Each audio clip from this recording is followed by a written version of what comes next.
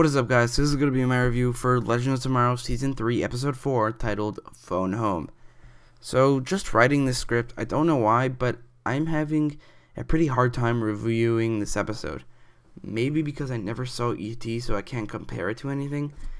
And I really can't review this episode without comparing it to E.T., but I'll just try my best. This video might not be that long because I don't know. It's going to be really difficult for me to review this episode. It might be just like a 2.5 minute video, and I'm not sure yet. But, you know, I'll just say if this episode's good, I really can't compare it to E.T. So this episode was fun, but not really that much more fun than a usual Legend of Tomorrow episode. So the young Ray Palmer kid, he wasn't a terrible kid actor, but he also wasn't the best. I know he's a kid, and I feel like I have to say that every single time I talk about a kid actor. I have to mention that I know he's a kid, and that like excuses his acting a little bit, actually a lot, but not fully. There are a lot of great kid actors, but this guy was not one of them. Is not one of them.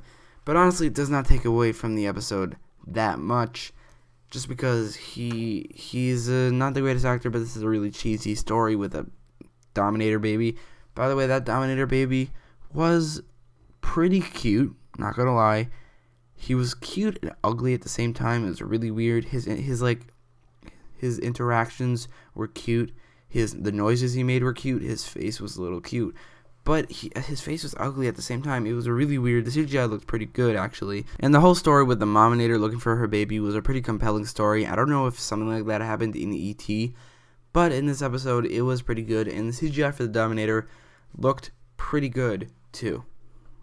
So I thought that this episode was going to be Halloween themed, and while it obviously came out on Halloween and it takes place during Halloween, we barely see Halloween.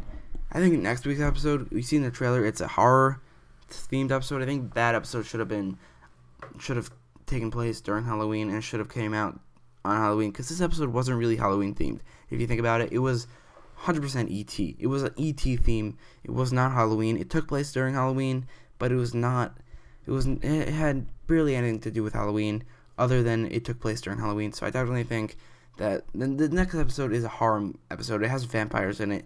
That's going to be cool, and that should have definitely come out on Halloween. That would have been awesome. So the side story of this episode was Mick and Jax looking into Stein, investigating him, trying to find out if his sinister intentions, but in the end turns out that he was a good guy all along. But the thing that boggles my mind about this, and it makes me think, are these guys idiots? So Stein was in a rush to get to his grandson's birth, but the thing is, he's in a rush when he has a time machine. Just think about it for a second. They had to take the Wave Rider and jeopardize the entire mission, leaving the other three in 1988, I think it was, just because they needed to get there in time. But they have a goddamn time machine. And another thing is, why didn't they just go back to the past right when they left? They could have left right then, been gone for literally a millisecond, and then came back, and then Sarah and the other guys, Nate and Amaya, they would have been there waiting for them with the Dominator. I don't know what they would have done, but they said they're going to do a plan B. So I just think sometimes this thing just forgets it's a time travel show. You have time travel. These characters never need to be in a rush for anything. They could be right where they need to be at any second, whenever they need to be. They can literally time travel, and it boggles my mind that this story can even happen a little bit. The whole thing that Stein's in a rush makes no sense. It's stupid. He can literally just wait till the mission's over and then go back to 2017. It's pretty annoying.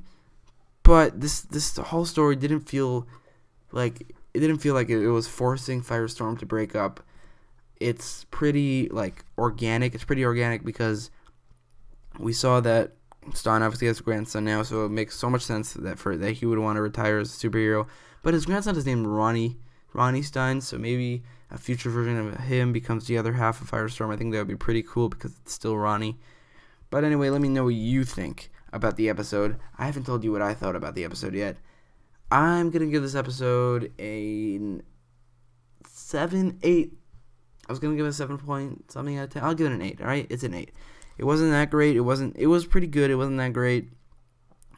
I thought the main story was pretty good, but the Ray actor wasn't that great. The baby Dominator was pretty cute, but not all that cute. The side story was stupid, but it made sense, breaking up the firestorm. Yeah, so I'll just give this episode an 8 out of 10. Let me know what you think about the episode in the comments down below, and also don't forget to like, share, and subscribe, and vote in the top right corner of the video. Let me know what you thought about the episode in the poll, and thanks for watching.